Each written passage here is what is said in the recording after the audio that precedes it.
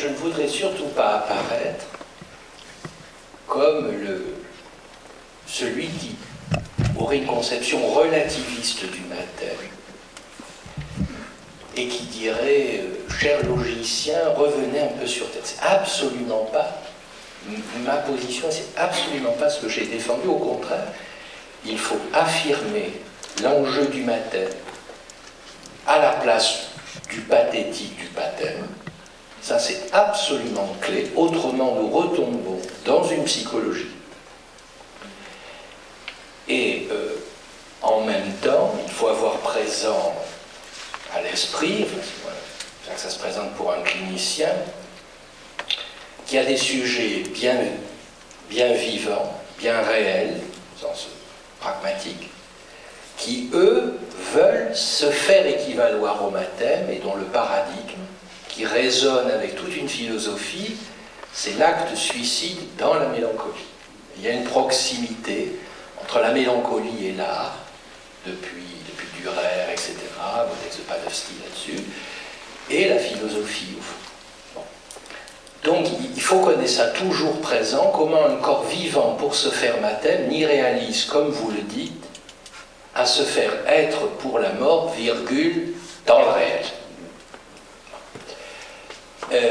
Donc, j'ai ça en tête, mais ce n'est pas pour autant une façon de relativiser ni l'enjeu du baptême, ni l'idéal. C'est plutôt de dire qu'effectivement, et je crois que certaines logiques, certaines recherches logiques le démontrent, il peut y avoir des baptêmes de l'à peu près. Il peut y avoir des baptêmes qui touchent à des positions de l'indécidable, la modalité. Et que donc, au fond, il s'agirait de dire, tout en affirmant le baptême, de savoir qu'est-ce que c'est qui se transmet intégralement.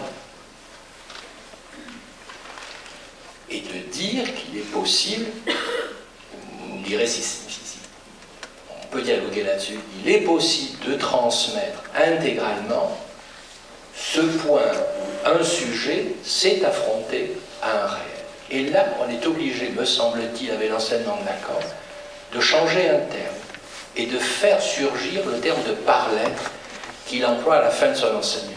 Et que ce n'est pas simplement un changement de terme pour désigner la même chose, c'est que le changement de terme fait que le par-l'être, c'est le sujet, plus, pour dire simplement, l'objet dit. C'est-à-dire le sujet représenté par un signifiant pour un autre signifiant, etc., qui vient être lesté par cette jouissance qui touche au corps. Parce qu'au fond, le lieu dont on parle, le véritable topos de la jouissance, même quand on la jouissance ignorée, c'est la jouissance du corps. Et que donc là, il est possible effectivement d'avoir cette transmission. Et je pense qu'elle passe par des bricolages et des inventions au cas par cas. Et c'est là où il y aurait peut-être une dimension d'éclairage au sens de l'Aufklärung freudienne du peuple, au sens fort du terme, à savoir que c'est de faire entendre comment, la phrase de Lacan, vous la connaissez, on peut se passer du Père à condition de s'en servir. Et que donc ce qui est transmissible désormais, ce n'est plus les solutions au nom du Père, c'est comment, dont Lacan dit très bien que c'est toujours une façon de faire consister Dieu. C'est toujours une façon de boucher le trou dans l'autre. Vous citez cette phrase encore, le trou, c'est le trou dans l'autre. Et qu'à partir de là, c'est une façon de suppléer à ce trou-là qui est intolérable. Et que donc, il me semble crucial de faire entendre que si on s'en sert, on tombe sur une catégorie qui est importante dans votre œuvre, dont vous remarquez quand vous dialoguez dans votre séminaire sur Lacan avec Jean-Claude Milner, que lui-même la promeut, cette catégorie, c'est évidemment la catégorie de la contingence.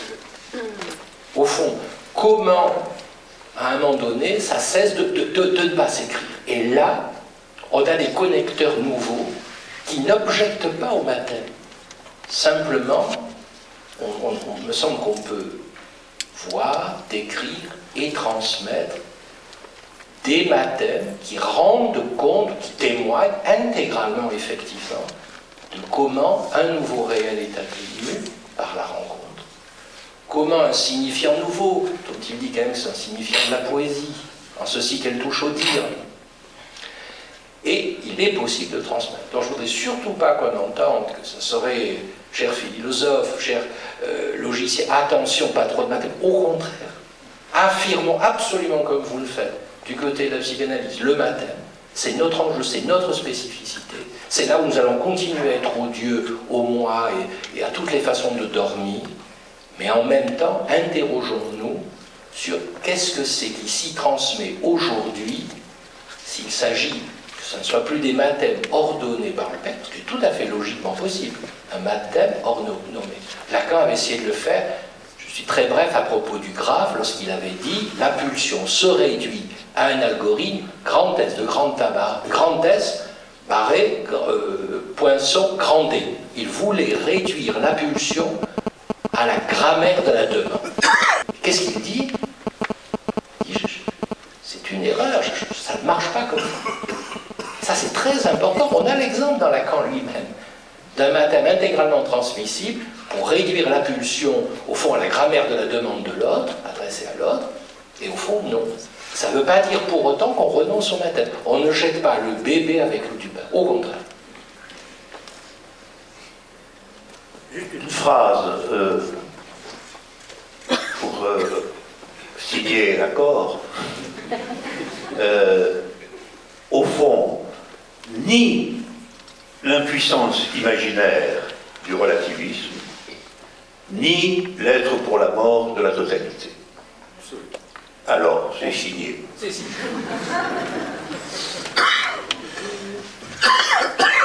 Donc je suis tellement heureuse que vous ayez signé un accord que je vais tout de suite chercher s'il n'y a pas moyen de vous remettre en discussion, non pas dans le conflit, mais il y a deux choses qui m'ont frappé là quand j'ai essayé de relire vos livres, ou ce que vous dites tous les deux de Lacan.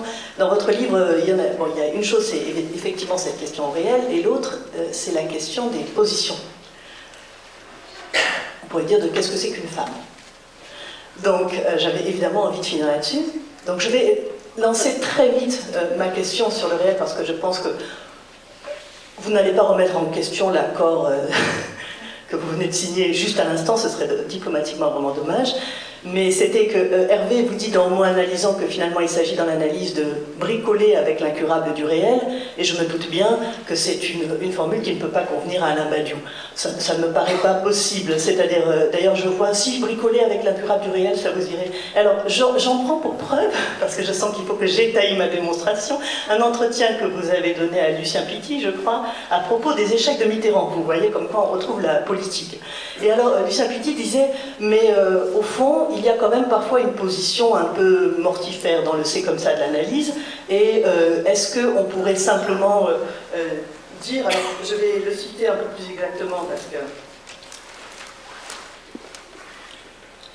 Il disait, au fond, il y a deux solutions, il y a une sorte d'alternative, hein, on peut en faire deux choses, c'est comme ça. C'est comme ça, point terminé, vous êtes partout mené, il vous suffit de savoir où ça vous mène et acceptez-le. Ou le c'est comme ça, ce qui vous aliénait est référé à la mort, le champ est libre pour l'aventure de l'infini. Et je vais poser tout de suite ma deuxième question, qui n'est pas tout à fait une question, mais en tout cas une discussion. Dans Moi analysant, vous dites, comme Lacan, hein, à votre façon, mais dans le chemin, dans la voie ouverte par Lacan, vous dites que hommes et femmes, ce n'est évidemment pas nature, hein, d'ailleurs la nature, ça n'existe pas, puisqu'il n'y a pas de réalité prédiscursive, et vous dites ce sont des positions. Et vous, Alain, enfin, je vous pensais assez d'accord hein, avec cette idée, jusqu'à il n'y a pas longtemps, où vous avez fait un magnifique séminaire, je trouve, sur la question du féminin. Et là, vous y avez déclaré des choses vraiment extrêmement intéressantes, je pense assez novatrices. Vous avez demandé est-ce que femme c'est un concept, et vous avez dit finalement femme désigne plus un processus qu'une position. Et vous avez dit d'ailleurs que là vous étiez dans une sorte de point de désaccord quand même avec Lacan, Vous avez dit finalement c'est une passe, un passage, un entre-deux. Alors tout à l'heure vous avez évoqué l'un, hein, cette totalité qui n'existe pas. Et là vraiment vous dites, vous avez une formule très saisissante, vous dites d'abord qu'une femme est toujours une passante, comme Baudelaire. Une femme c'est ce qui déjoue l'un, ce n'est pas une place mais un acte. Une femme ne se définit pas en tant que patou, qui est pourtant la formule de Lacan. Une femme pose toujours question. Dès qu'on prétend disposer une femme à une place, elle va passer outre l'homme, hein, dans l'entre-deux d'une place et de son doublé. Et alors, la formule, celle-là, c'est le féminin, c'est l'outrepassement de l'un dans la guise d'une passe de l'entre-deux. Vous avez une façon très saisissante ensuite de poser la question de qu'est-ce que serait ce féminin maintenant. Vous dites finalement, une femme, si on la regarde, mais si on la regarde vraiment, c'est la preuve qu'on n'a pas besoin de Dieu, qu'il n'existe pas, que c'est pour ça que dans certaines cultures on voile les femmes. Vous dites que une femme, en fait, que la misogynie n'est pas du tout simplement due à une jalousie, hein, comme on nous raconte depuis toujours, parce qu'on enfanterait, pas eux, etc. Hein, je me permets de parler en tant que femme, mais que finalement, les traditionnels, la tradition a tout à fait raison de se méfier des femmes, parce qu'une femme fait toujours obstacle à la tradition, c'est-à-dire que vous lui donnez une place, elle en prend tout de suite une autre, hein, elle se déplace. Et alors cette outre-là, c'est tout à fait intéressant parce que du coup vous faites une analyse de ce que pourraient être les pièges d'un certain combat féministe. Bon, je pense que vous êtes toujours dit très clairement féministe, la question n'est pas du tout là. Et ce piège, ce serait finalement de se laisser de nouveau assigner, c'est-à-dire de se laisser dicter par un ordre du monde tel qu'il est, ce que serait ce nouveau combat et cette nouvelle place.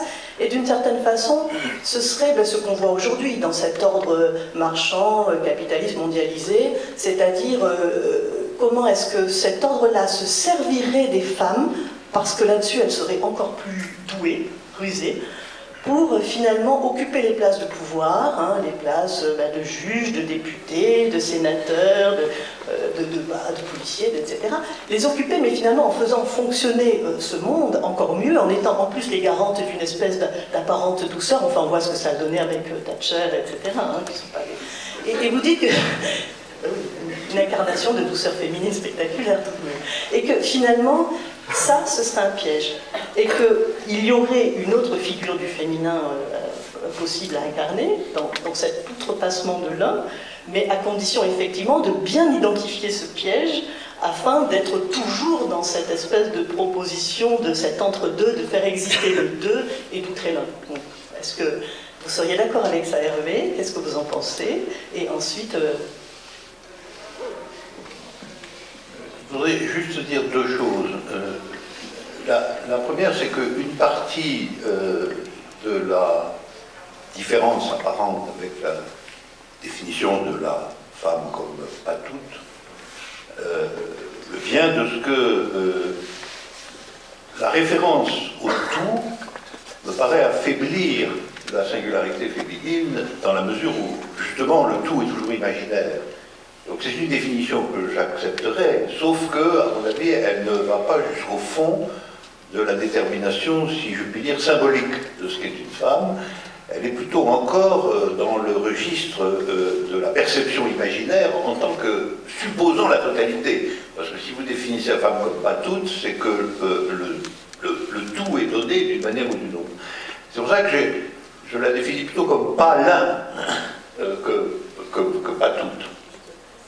Vous dites vraiment que la femme, enfin une femme, le féminin, est la preuve qu'on peut se passer de l'homme. Exactement. Je pense que si les femmes existent vraiment, Dieu n'existe pas. C'est la preuve athéologique. Et que c'est uniquement par la raison pour laquelle les vrais croyants ont toujours caché les femmes. C'est pas simplement une affaire de pudeur ou de sexualité, ça. Pourquoi cacher absolument les femmes? C'est que si la femme est visible, Dieu n'existe pas. Parce que l'un est déjoué. que Dieu c'est l'un en tant que proposition ontologique. Donc, la femme. Alors, par ailleurs, sur le piège, je crois que ça, on peut le lier à ce que vous disiez tout à l'heure. Si nous sommes dans l'époque où l'on perd le père, la masculinité va partir en lambeaux avec, en n'ayant aucun doute là-dessus. Et donc, au fond, on va découvrir que, à partir du moment où la fiction du père et du Saint-Père et du Notre Père est vaine ou destituée, au fond, ce qui existe vraiment, c'est ce qui n'est pas là, justement. C'est ce qui déjoue là, en tant que, finalement, la femme aurait porté depuis toujours la dérision latente de la fiction du père. Et donc, en réalité, la masculinité peut disparaître, elle est inutile. Elle est inutile. Et c'est pour ça que je pense que le piège, c'est que dans cette inutilité de la masculinité comme telle, à partir du moment où elle ne se soutient plus de la transcendance du père, les femmes peuvent être amenées à occuper toutes les positions sans que cela signifie qu'il faille qu'elles changent à proprement parler. C'est le traquenard qui leur est tendu, et qui fait que quand même, quand la revendication féministe devient qu'il faut parité dans tous les conseils d'administration des grandes sociétés, on n'a pas l'impression que c'est la révolution en marche. C'est simplement la gestion de l'état des puissances telles qu'elles sont qui se féminiserait sans modification substantielle de leur contenu, mettant simplement à profit le fait que, au fond, le dépérissement de la figure du père rend apte à toute fonction ce qui déjoue l'un, puisque l'un en question est devenu, a été rendu à la dimension de fiction. Il se révélerait, ce qui est quand même, je crois, à la fois une réalité et un péril, enfin, quelque chose de très obscur. Il se révélerait que, d'une certaine façon, dans les séquences que nous connaissons de l'existence humaine, la masculinité a été suspendue à Dieu, finalement. Elle a été suspendue à Dieu. Et que ce qui se profile maintenant, c'est le grand athéisme féminin. Parce que les femmes savent très bien que d'une certaine façon, c'est elles qui créent le monde, il n'y a pas besoin de Dieu. C'est elles qui créent le monde, et c'est elles qui créent la perpétuation de l'humanité comme réalité du monde. Et là-dedans, l'opération masculine est adventice, je peux dire, remplaçable, mécanisable. Alors, c'est de la science-fiction. C'est de la science-fiction, mais c'est une science-fiction à l'ordre du jour. À l'ordre du jour, parce que la mesure à prendre, et là je suis d'accord avec vous, la mesure à prendre de la dissipation de la fonction du père, c'est en réalité l'effectivité terrestre de l'annonce de la mort de Dieu. C'est le réel de la mort de Dieu, c'est la dissipation de la figure du père. En réalité, c'était la figure du père qui soutenait le Notre Père. Le Notre Père n'était jamais que le symbole ultime, la projection ultime de la figure du Père. Donc, maintenant, annoncer que la figure du Père eh bien, est en voie de disparition, ce qui en effet déchaîne partout dans le monde le traditionnalisme. Le traditionnalisme, c'est la défense désespérée des lambeaux qui demeurent de la fonction du Père, c'est rien d'autre. Les traditionnalismes, les fascismes, les extrêmes droites, tout ça, tout se cramponne au père. Ils s'en appellent au père, mais le père est très malade. En dépit des soutiens innombrables qu'il peut avoir et des violences qu'il suscite, il est très malade, il n'y a rien à faire. Il agonise dans un coin. Et ça, c'est la mort de Dieu. C'est la réelle mort de Dieu. La mort de Dieu, c'est pas simplement une disposition symbolique. Finalement, c'était là où Dieu meurt, comme toute chose, c'est sur terre. Enfin, c'est pas simplement dans son ciel. fait alors un féminisme ontologique. Voilà, ça c'est ça ma position. Je précise juste, avant de donner la parole à Hervé, que évidemment, vous dites, enfin, vous engagez les femmes à ne pas être le fer de lance de ce nouvel 1 sur la disparition du nom du père, mais vous les engagez également à entrer dans la pensée, dans l'art, dans la philosophie. Hein, vous ne leur dites pas restez à vos places de femmes soumises. Voilà. Donc je voulais préciser parce que à qui? Oui, à l'homme. À l'homme tel qu'il est organisé par, je suppose, hein, à un homme moribond déjà. Oui.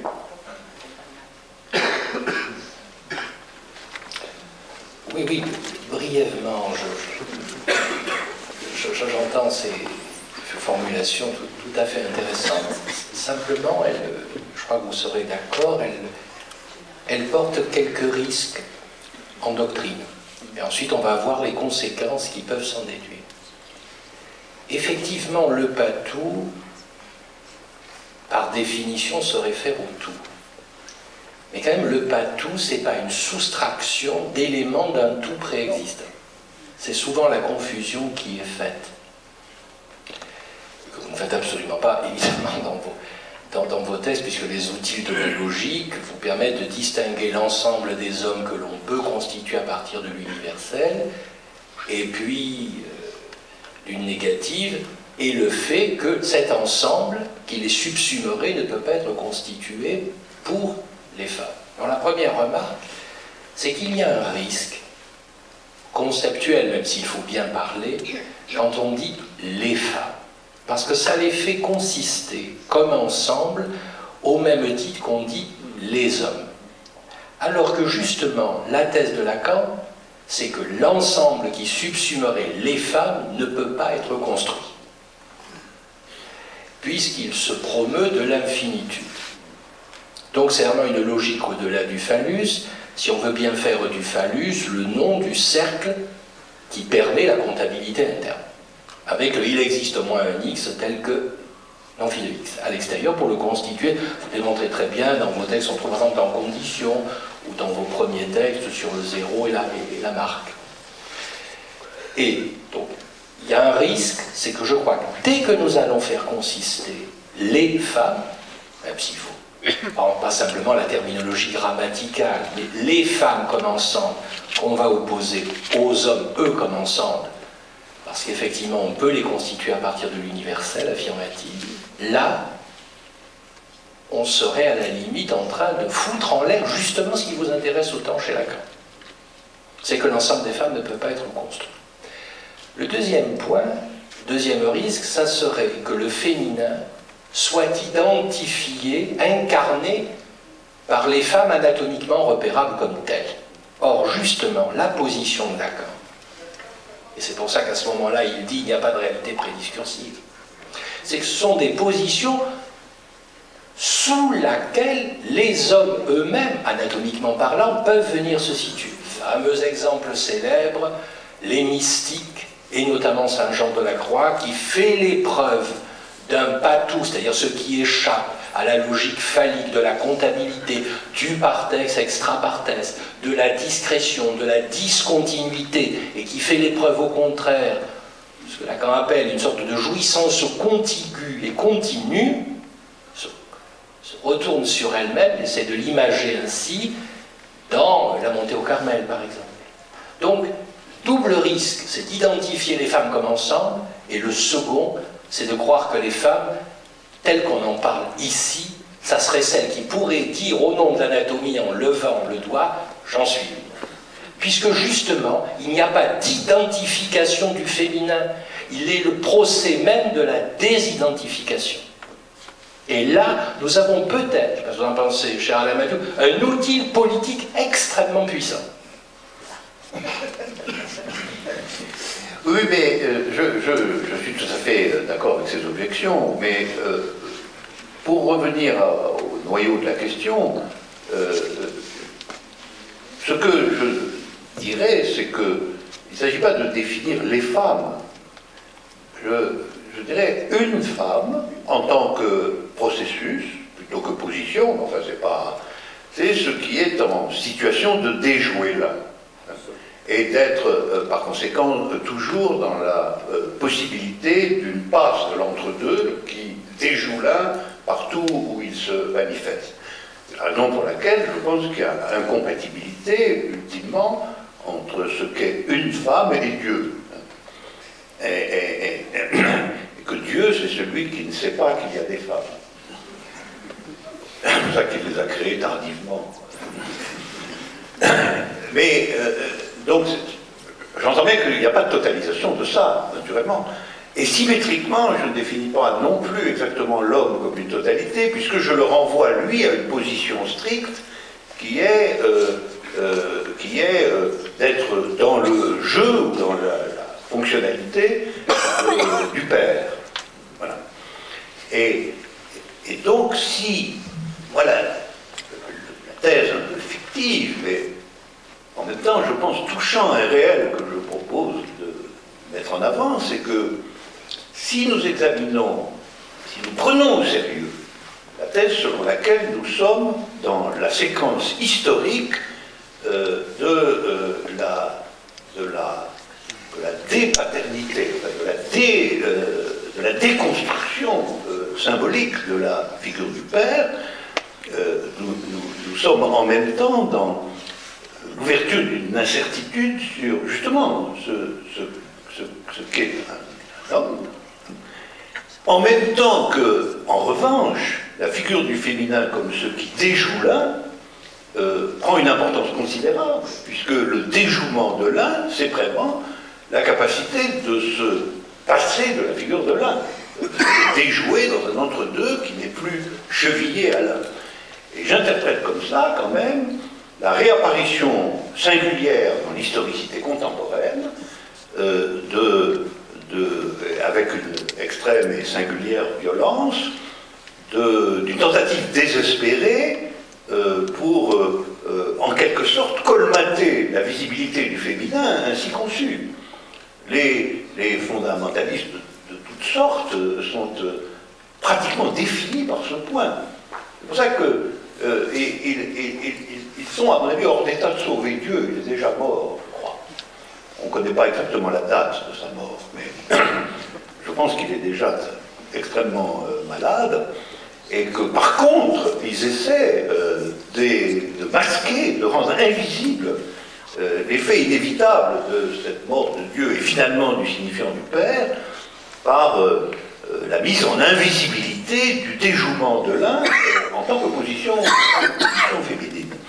Et si on interprète ça comme en effet un symptôme historique, on est obligé de se demander quel est l'autre chemin. C'est-à-dire le chemin qui consisterait à assumer réellement la défection de la figure du Père, ce qui est quand même une mutation symbolique de la plus grande importance dans l'histoire symbolique de l'humanité. Et le rôle que va jouer dans cette affaire, non pas le bataillon des femmes, en fait, je suis d'accord avec vous, mais la figure de la féminité comme déjouement de l'un, étant, à mon avis, en suspens. Voilà. C'est en suspens parce que jusqu'où va aller la prévalence de ce déjouement de l'un à partir du moment où on n'a plus besoin de la symbolique transcendante du Père, et que va être la figure en position, la figure de l'homme, ce sont des questions aujourd'hui ouvertes, étant entendu que je vous accorde tout à fait qu'en effet, sous la position et sous le processus féminin, peuvent venir des sujets anatomiquement masculins. Ça, je suis entièrement d'accord. Mais alors peut-être l'avenir est-il que tout le monde devienne femme. Ce serait, je n'ai pas d'objection d'ailleurs. Mais on pourrait le reprendre, cette petite discussion, à partir de ce que vous posiez comme question sur le que faire. C'est-à-dire déjouer l'un, vous le définissez comme une position, une figure féminine. Puisqu'on essaye de s'entendre sans rêver de fusionner, voyez, je suis absolument d'accord. Et cet enjeu-là, ce n'est pas simplement celui des êtres parlants qui se placent sous le signifiant femme. C'est aussi un enjeu déterminant pour ceux qui se placent sous le signifiant homme, puisque c'est encore comme ça qu'on fait, on se place sous des positions, mais ça ne veut pas dire que ce sont, comme dans les sous-marins, des positions hermétiquement étanches. C'est-à-dire qu'au fond, quand vous disiez, par exemple, le dispositif de la passe venant recueillir la construction du matin qui transmet intégralement la rencontre d'un réel, on pourrait dire, quand vous arrachez à l'angoisse son point de certitude, et qu'au lieu d'en faire l'impuissance dans laquelle on se trouve, on produit un acte qui vous dépasse, évidemment, et dont on est l'effet. Il n'en demeure pas moins qu'on peut lui donner maintenant un nom. Le baptême dont il s'agirait dans la cure, c'est les modalités spécifiques par lesquelles chacun déjoue le un et que son réel qu'il construit, on peut lui donner le nom de féminin au sens de qu'il ne fait pas ensemble et qu'il existe. Vous seriez d'accord là-dessus? On peut signer aussi, oui. Donc quand même, par une espèce de volte tout à fait intéressante, la figure de l'universalité au terme de tout cela, qui était ordinairement accolée au pour tout masculin,